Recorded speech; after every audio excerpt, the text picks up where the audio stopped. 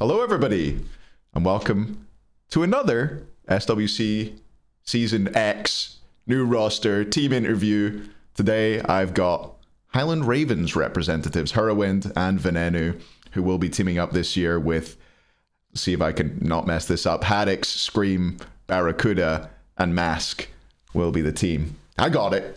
I'm remembering. How's it going, guys? How you doing? Doing good, doing good. Doing well, doing well. Nice.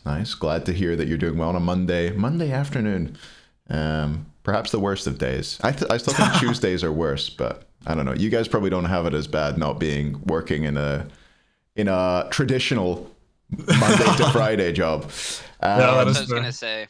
Yeah, a little the bit viewers different. Are gonna not. We're not gonna be able to sympathize, probably. It's fine. You can just pretend. You can be like, yeah, Mondays are the worst. But yeah, let's talk about your new roster. Let's talk about how it formed, how it came together, how and where these discussions were had. I guess, Van, you sort of kept together 3 from your old core, so I guess you guys were looking around. Did you decide pretty early on to stick together, and how did you go about putting together the rest of the team? Yes. So, actually, there was a little bit of what we wanted to do is we wanted to possibly do Barra as a coach and then do a different ADC. And he was open to the idea as well. If we could actually find someone and fill that. And then we were kind of thinking of like different supports that we wanted to do. Things got filled up really, really fast. So that just didn't end up working out. And then we were like, we didn't want to team with Jake again for this year going into it. Just had a lot of issues going into last year. Didn't get fixed. And we were looking at basically Hurry at the 3rd week into the 2nd week, maybe into the phase 3. Mm-hmm. We were thinking about just like swapping out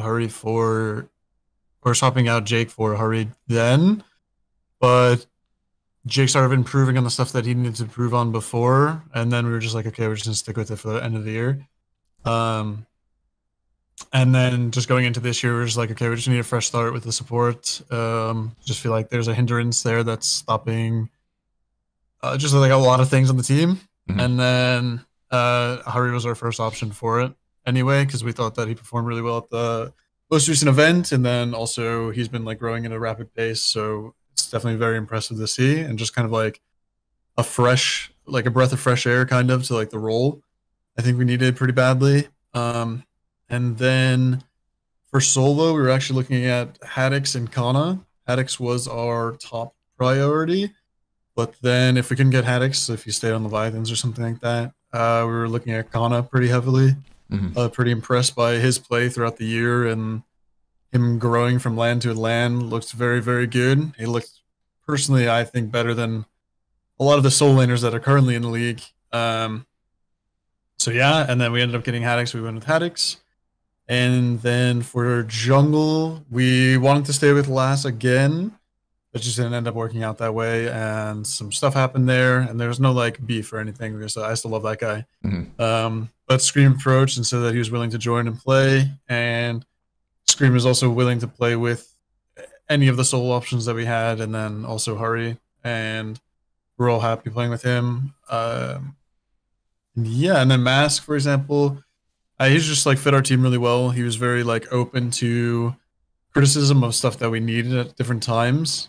I think unfortunately a lot of it kind of went to waste this year with having to like put more effort in places that we shouldn't have needed to put effort into. Mm-hmm. And so basically the goal of this year for our team is just kind of working on team fixes and like team stuff rather than having to like boost up individual players, which is a problem that we've run into many, many times. And yeah, that's pretty much kind of how the team is right now, and like that's kind of the goal of the overall team. Okay, cool. Yeah, sounds like it all came together. Like it made a lot of sense the way it came together. I guess Last leaving and Scream coming back in, and you got your kind of first choices elsewhere. I didn't know Barra was thinking about stepping down and coaching. Interesting to hear.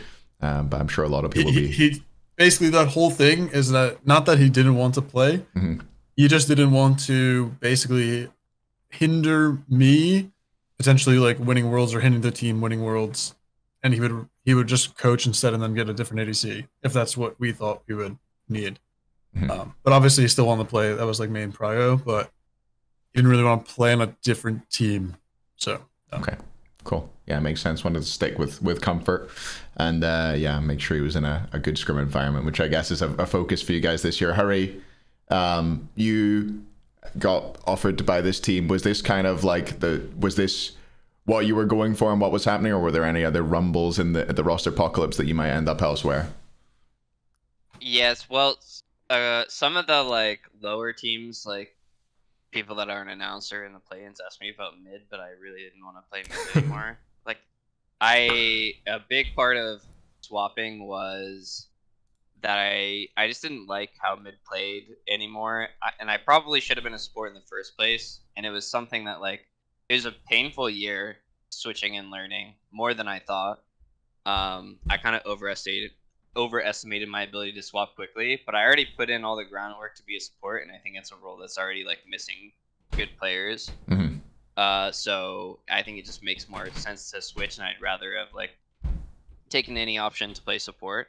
But playing support, this was my first choice team, and then if not that, it would have been the Warriors. But the Warriors, like when I talked to them, were very set on like Mike, but they just didn't want to like be super transparent with me with what was going on, which is fine, obviously, because I think they were confident in getting Mike, which is fine for me because I ended up here, which is like Ben mentioned, I almost ended up on the roster last year, but things with Jake were looking good, I suppose, at the time, and they did make semis, so in all fairness, they did do well.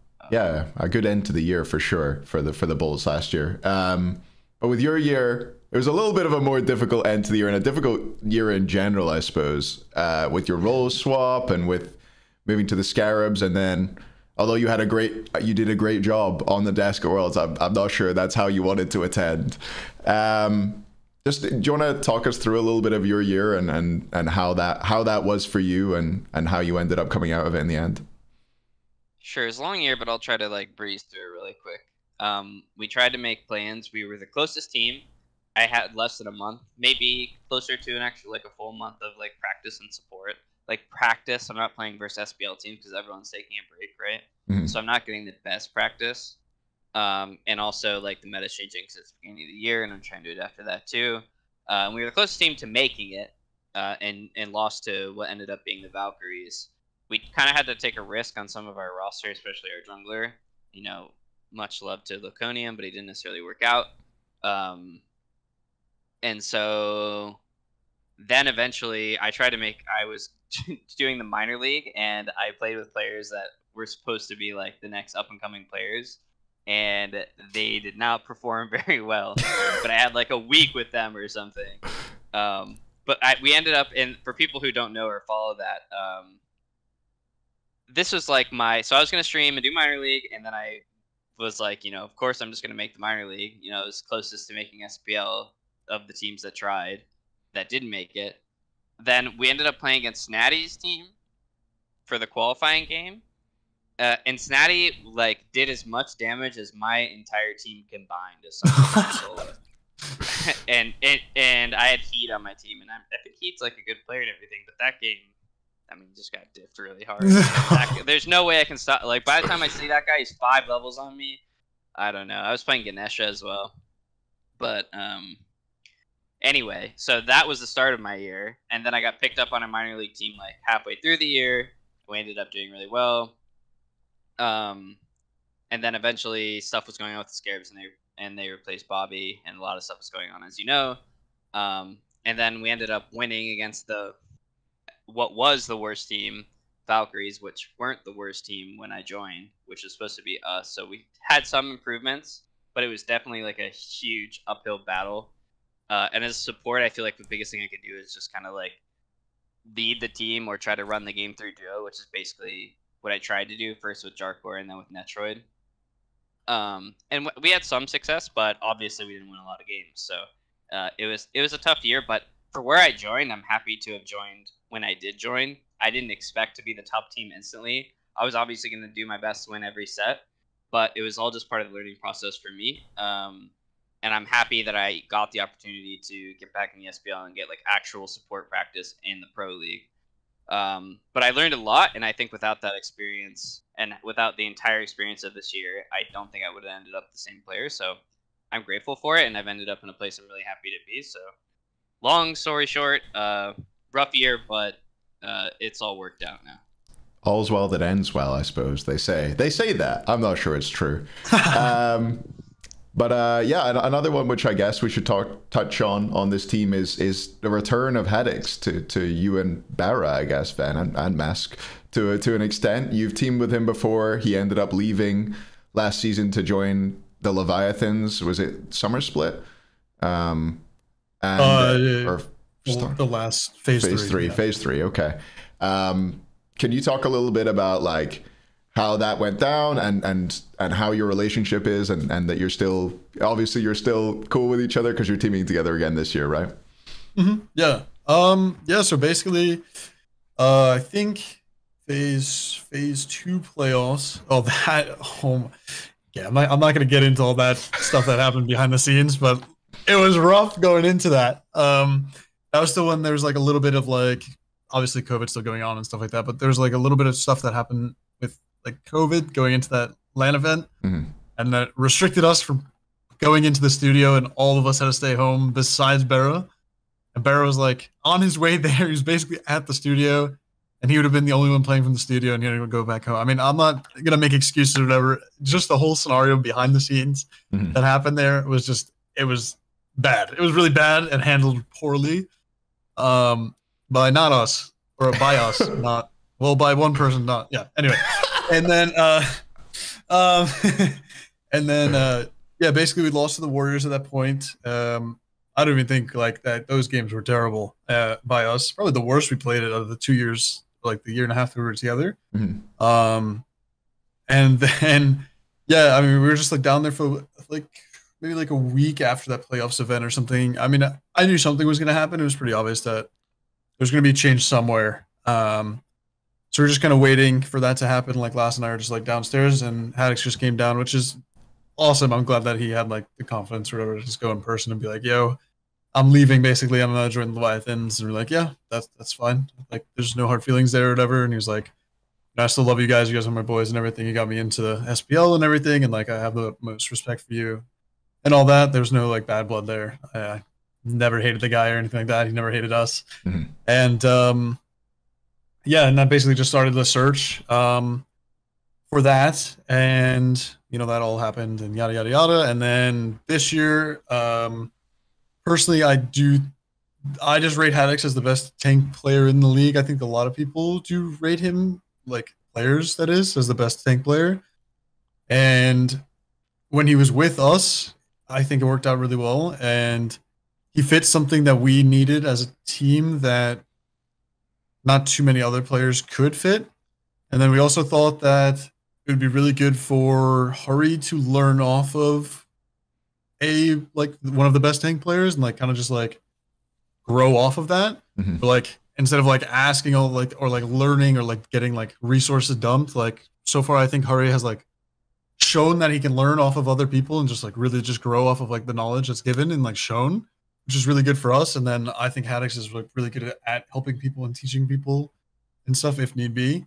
And then also I think Haddix just kind of knows how we want to play.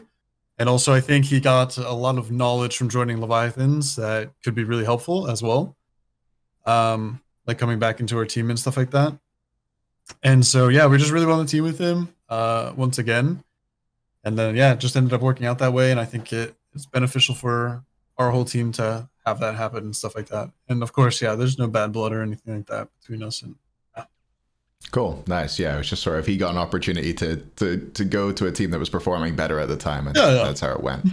And you're returning. You've got a few returners. You've got Scream, who's returning to play with you as well. You've got that MVP trophy on the shelf behind you from when you were playing with Scream before.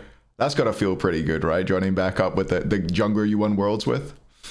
Yeah, it's a long time ago now. What are we on? 6 years ago? 5 years ago? 6 years? Jeez, it was season 4, right? Christ. Yeah. So it's gonna be interesting. I'm actually pretty excited to play with him. I think he's matured a lot, and obviously, I think I've matured a lot since playing way back then. Um, there is definitely just like a crazy dynamic of what it was back then, and I've always wanted to team with Scream again, and I'm pretty sure Scream has always wanted to team with me. Like at the end of like roster apocalypse and stuff like that, like we try to always make like means work, and then it just doesn't end up working out. But this year it actually did end up working out, so I'm really excited to play with him once again. I think we have always historically worked really well together. I think that was pretty much proven when we joined up with Splice. Splice was like last place or seventh place or whatever back then, and then we ended up Scream and I both ended up joining.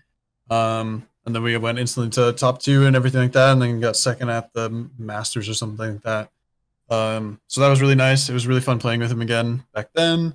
And then, yeah, I'm just excited to play with him again. I think we've always performed very well together, and we like balance each other out pretty well. So definitely excited for it once again.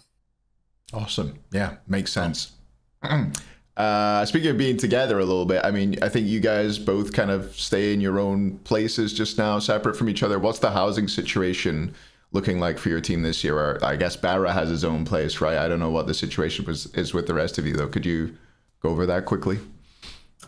Yeah, so we actually ended up staying in the place that I'm currently at. Haddix has already moved back in the Bolt's house now, or Raven's house now.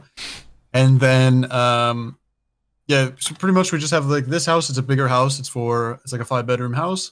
And the goal, basically, we were looking online. A lot of the 3-bedroom houses were kind of like, they're like designed like kind of like this, where like all the rooms are next to each other. And like I was just saying, like, yo, like I would rather pay like $100 extra a month to have our own space and our own like can kind of do our own thing. I think that's like a thing that I've learned over the years and like living with teammates and stuff. Like you definitely value that own like personal space. Yeah. So basically, this house, every single person now has their own basically corner to the house, and they all have their own like personal bathroom and their own shower and everything like that. So everybody's like has their own space, can do their own thing, and then we just have the living room in the center, which is really nice. So if we ever want to like group up or whatever, we can all be there. So it's going to be Scream, Haddix, and I all in this house. Hurry has his own apartment, I believe, and then yeah, obviously Bear's in his own house. So yeah. Yeah, that makes sense. And you're just staying in yours, I guess, Hurry, right? Yeah. Oh yeah. Cool. Yeah, and one person who's not mentioned there, Mask, stays out of state, right? I wanted to talk a little bit about his coaching style, because you obviously must value him, seeing as you're keeping him on again after last year. Instead of like there's maybe some more experienced coaches like Chuck or Sharks that have been around for a bit, or even someone like Neil Ma. Can you talk a little bit about, because I guess to give some context, I feel like a lot of people sometimes feel and talk about it publicly when like an ex-player comes in and is coaching their ex-teammates, their ex-friends, like the Smite Friends League thing gets thrown about, banded about, things like that. Can you talk a little bit about like what Mask does for you guys and why you value him, and that it's not a Smite Friends League situation, right? Although being friends does help. Yeah, so Haddix really actually liked him when he was on the team. He was the one who brought him up in Season 8, that he wanted him as the coach. So we were, or Season 9, sorry. Yeah, I'm getting my dates confused here. Going into Season 9, that's what we wanted. And I was really excited to team with him. I think he has like a good outlook on the game and can like put his own work in and like, or like effort in where he's coming from like a player perspective, which I think is pretty important. But yeah, he logs all of our scrims and stuff like that. Obviously what normal coaches do is gets their scrims and set up and everything. But yeah, basically before game day or like the week before we end up playing, he goes into his own doc. And I mean, I don't want to say, I mean, I guess it doesn't really matter, but it gets like pictures of what players have like, where players have warded before in like recent games, and like does a bunch of pictures where they ward, what minutes they're warding at these locations and all this stuff. And then he goes in and like puts all their god picks that they have picked in the past like 1 month, for example, whatever that meta ends up being. And then below that, there's just like a list of like gods where their comfort picks are and everything like that, and goes into that. And then kind of like trends that different teams do of like, oh, if they're doing this top 3, then this is probably what they're going to pick. Or if they're doing like this style of top 3, then this is what they'll pick, or this is what they're looking for. And like just a different style of comps, I guess, best way to explain it. And then we have like a general doc that goes in, and he helps us with like the in-depth stuff of like doing our picks and bans, of like throwing out different situations that we might not be looking at or anything like that. And then kind of just helps out in like, he helps like if nobody's talking, basically after like scrims are done or like things are going a little bit wrong, he'll kind of just like throw out suggestions and throw out ideas. And then one thing that we wanted from him going into this year, which I think he's now going to be able to do because he's going to be less focused on stuff, is that we want like gifts in game. It's a thing that Dimmy used to do. I think it came from Ro, I think. Ro, yeah. Ro, yeah, it came from Ro back in Energy and stuff like that. And I was a really big fan of Dimmy when he ended up doing that for coaching us back on SSG. Where it's just like you just post a GIF, you look back on it, you can see instantly what happened. It's like hyper focused on that one thing. You don't have to go through like a VOD, for example, on like YouTube or something and just see that. So excited to see that happen. And then also I do think it's important that obviously that he is friends. I think he is pretty close with Mask or with Hurry, for example. I think that's a good comfort thing for Hurry to come into, or like someone that he can like talk to and stuff like that. If he's not like super close with anybody on the team or like just kind of getting started, he can kind of just like confront Mask if need be and everything like that. I think that is actually a really important fact. And yeah, I genuinely like hanging out with Mask after games and stuff, or like after scrims. I think he's just fun to hang out with and a funny guy. So yeah. Always helps when you're comfortable with people. And yeah, Hurry, you've obviously teamed with Mask before. He was your jungler back on, oh god, what team was it? Starts with a C. Cog? It wasn't Cog, was it? Was it Cog Prime? No? They weren't around for that long. I don't know. I'm not gonna get it. You're gonna have to give me it. The second letter is L. Surely you're gonna know. CLG. Yeah. CLG. Back in the CLG days, you guys teamed together. Yep, of course. How and you've been in the league for a while, so I guess you've had a fair few coaches, banded around and teamed with them.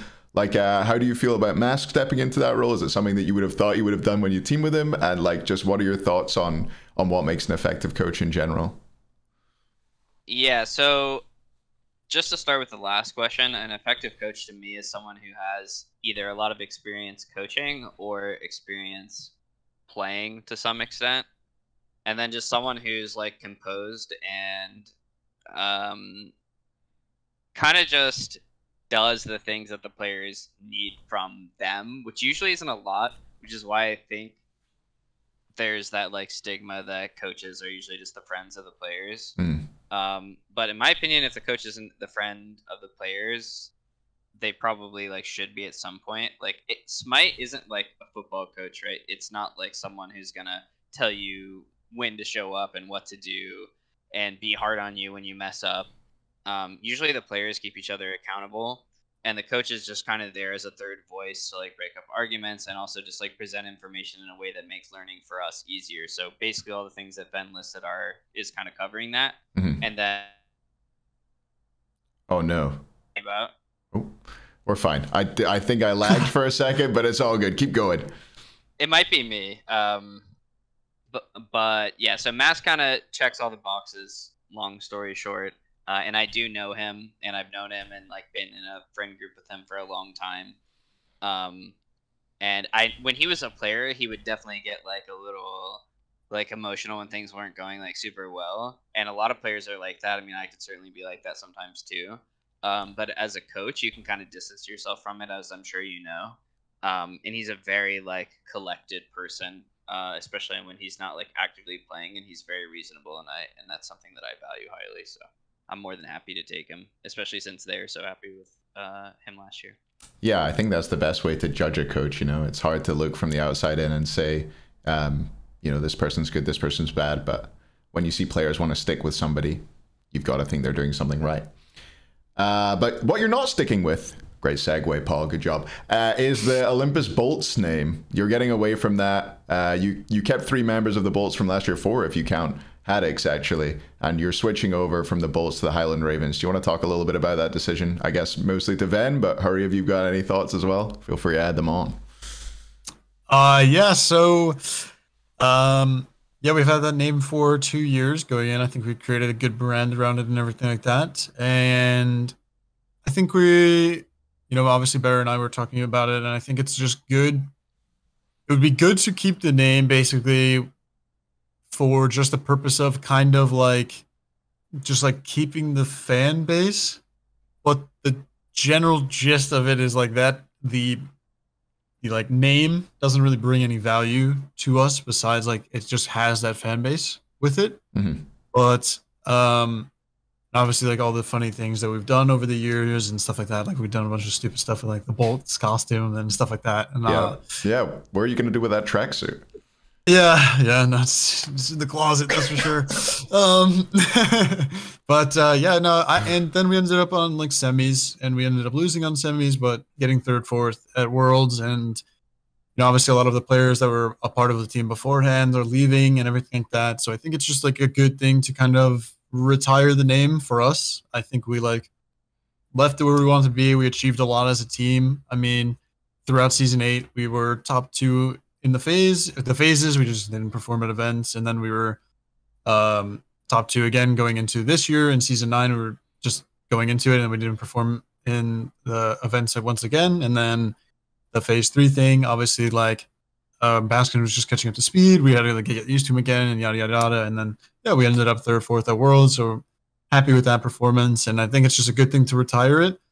And then we all like took a vote on what names we wanted. Scream really wanted, I think, Ferryman, right, Harry? Yes, he did. Yeah, he really wanted it so badly. He didn't care if no one else wanted it. Yeah. Scream typical fashion. He was willing to try to sneak it in there. Yeah. In the chaos. Yeah, and then we just ended up taking a vote because we got the thing of like what team name do we want, and then we took a vote and we wanted Ravens over Bolts. And personally, I do think Ravens is the coolest color scheme of the league. I think they're just like nice colors and they just like kind of stand out. And I think the logo is really easy to work with on like doing a bunch of different things for it and a bunch of like fun little stuff and like promoting the brand and making something new out of it. And yeah, just kind of like a fresh start, like a fresh like mental start, kind of just leaving the Bolts behind and then starting something new pretty much. Yeah, it does feel like a lot of teams this year have aimed for change. And it feels like not just players changing, but branding changing and people wanting kind of a fresh start in the year. It's been a big roster apocalypse. And who would have ever thought you two would team together after the Tower Boy saga from way back when? I don't know. I'll put the tweets. I don't remember that. I'll put the tweets in the description so that everybody can be reminded of them. But I seem to remember. You're gonna have to remind me. I seem to remember you guys falling out a little bit. What was the tweet? Let's maybe we could read through them. It started off with Hurriwind. You can trash talk today at Venenu, but I'm not the one who tried to lock my players into the roster early out of fear of not making it into the league. Venenu, go ahead and message every single player in the league. Like at the end of every year, due to you being terrified of not getting in. See you next time. Hurriwind, you stick to messaging the only ones that would consider taking you. And Venenu, I stick to messaging the players that I think are good and have potential, not because I am terrified. Stay salty. Tower Boy. Now, I mean, that must jog some memories in you guys, some anger, some rage, some hate. I mean, back then, just mid lane, back and forth, I guess you guys were maybe not getting on the best. Was it sort of water under the bridge after that, or did that rivalry live on? Is there going to be some rivalry within your team now? You need some views on this YouTube video. I respect it. You need some views. I need it bad. I need it bad. It's the yeah, that whole thing, like we did it and everything like that, and then it's just kind of like stopped between both of us. I think it was just like, I think why it blew up so much is because I believe, if I was correct, that was the year that, if I'm remembering everything correctly, there's just a lot of like friendship league stuff going on in season 8, if I remember, because everybody stick together. If I recall correctly. I don't remember exactly if that was the whole thing behind it. And there was just like not a lot of like, I guess like drama. I think it's also really hard to create drama in Smite because I don't think like the team like owners on Twitter do a very good job of like jabbing at people or whatever, or, like doing anything like unique or whatever. So then like once this came out, and obviously like for like, I think both of us, we've always been like competing at a like high level against each other. And so it was just like nice to just like kind of like have something created, and obviously like there was a lot of emotions flying and everything like that. But like once it was done for like us, I'm pretty sure like the next time we played, we ended up like we ended up meeting up at Avalon and everything. We just like hung out and stuff. There was no like bad blood between us or anything like that. Like I didn't really care. I think the fans just kind of made it way worse than like what it was supposed to be, in my opinion. Like that's been my statement on it always. Like I wish it kind of just like could just be this like beefing between like two players or whatever, and then just like have it be that instead of like the fans kind of just like blowing it like way out of proportion and just like making it this like things that's like 10 times worse than it actually like kind of is. Yeah. And like ever since then, like I haven't really been interested in doing any like shots at different people or like having fun at stuff, because it just kind of like gets way blown up out of proportion and stuff like that, and it's just kind of like weird. I don't know. It's exhausting. That's the thing, is like for me it's like a thing that I do in the moment. Like I just get caught up in it. Yeah, same. It's not like necessarily like a personal thing, but like I get caught up in the moment. I'm emotional about this or that. Maybe I'm in the right mood for it that day, and then like you just like I'm gonna hear about it forever. You know? Like the people who don't like me, it's ammo, right? Yeah. And it gives them like an easy thing to like talk about, and you know, if it's not that, it'll be something else. But basically, like the story as like I recall it, or like how it came to be, is like I remember Jake was like, I don't know if Jake got picked up like partway through the year previous, or if he was with you guys the whole year or something. But basically, Jake and some other people were saying that Jake was just basically like signed on to the next roster without people talking to him, which I know after talking to more people is not really the case. And Jake is not necessarily, I mean, Jake's a great guy, but I don't think he's the best at like handling those situations or like speaking for himself, which I didn't really know at the time. And also, that year I was tweeting a lot about Worlds, and I just like, if someone had tweeted that about me, I would have been pissed off or whatever, especially like not understanding like the in-game circumstances and stuff. But I said the thing about the Kraken, which I realized like probably tilted Ben, but I didn't like think about it, so I didn't realize like that was something that like annoyed him. And then when all this like kind of came together, it was kind of like dumping all the juice at one time, and then that was it, you know. Yeah. So that's pretty much it. So like I was like white knighting Jake in my mind for no reason, which is funny because that's the very thing that annoys me about when people are like latching onto drama. Which is kind of how it came to be, and then it was just, you know, just insulting each other, I guess, and whatever way we could. Yeah. Well, thankfully, I would never latch onto drama, so we're fine. Right. It's all good. But I got one last question for you both. One last question before we close this one out, and that's going to be, if you could just beat down on one of the teams all year, never lose to them, one of the other 5 teams that's been accepted, which one would you pick and why? We'll start with you, Hurry. Which team do you want to beat down on real bad? Like, who do you want to crush? That's a good question, actually. I think it would be the most impressive to beat down the Kings, obviously, but like in a selfish way, I think I'd probably choose. I was gonna say the Warriors, but they're the Dragons. The Dragons, yeah. Yeah, because take down PBM, prove that they should have considered you. So not in that way, but I think right now there's like a top 4 supports like mentality, and I don't think it's unjustified. But for me, like a big goal this year is to like break that like notion that there's just the top 4 supports and then a big drop off, or break into it so it's a top 5 supports, or replace someone or whatever. Yep. And Mike is on like a new team, so for me, like comparing myself to like him and how he does this year is a good way for me to gauge how I'm doing, because I feel that we're both joining teams with players we've not played with a bunch before, and if our team outperforms their team, I think that it doesn't necessarily say I'm playing well, but for me it's like a measurable way to see how I'm doing. So yeah, a good barometer. Yeah. And Ven, who are you beating the crap out of? Oh yeah, it would be Jade for me for sure. Oh Or yeah, the new Jade. New Jade Dragons as well. Mm-hmm. Yep. You want to take that team down? Yeah, I mean, I'll continue the win streak versus them for sure. Oh yeah. Bring that into True. 3 years straight, maybe. I don't know. Okay. Well, that's it. Cool. Awesome. Thanks so much for coming on, guys, and thanks for being so candid about everything. I really appreciate it, and fans love this sort of look behind the curtain to see what's going on. It was fun. Yeah, it was awesome. Well, I'm gonna go. It's pub quiz night, so I'll get this uploaded and then head to the pub.